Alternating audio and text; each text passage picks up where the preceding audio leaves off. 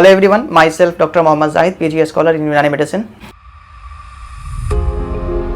तो आज मैं आपसे बताने वाला हूं कि यूनानी मेडिसिन सिस्टम में पाइल्स, जो कि मोस्ट कॉमनली हेमरॉयड या फिर बवासीर के नाम से जाना जाता है, उसका ट्रीटमेंट जो है वो क्या होता है। तो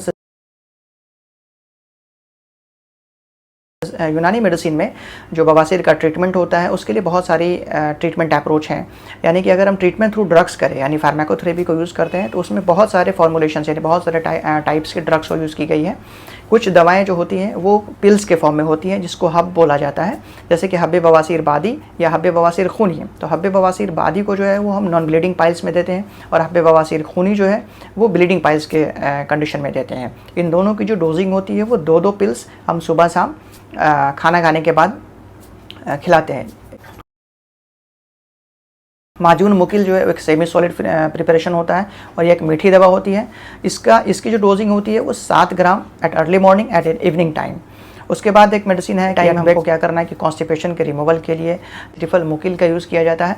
तब आती है माजून खबसुल हदीद। इसका तब जो है उसको रिकमेंड किया जाता है, इसे तब दिया जाता है जब ब्लीडिंग की वजह से, एक्सेस ब्लीडिंग की वजह से जो है आपका बॉडी कमज़ोर हो चुका हुआ, तब इसे यूज़ करते हैं। लोकल एप्लीकेशन के तौर पे लोकली जो है हम सिट्स बात रिकमेंड करते हैं पेन रिलीफ के लिए, या फिर स्वेलिंग को कम करने के लिए, या फिर आपके जो इचिंग है उसको ख़त्म करने के लिए। और बहुत सारे ऑइंटमेंट होते हैं, जैसे मरहम नीम है या फिर हेमड्रॉइड ऑइंटमेंट है हमदर्द का, उसे यूज़ करते हैं।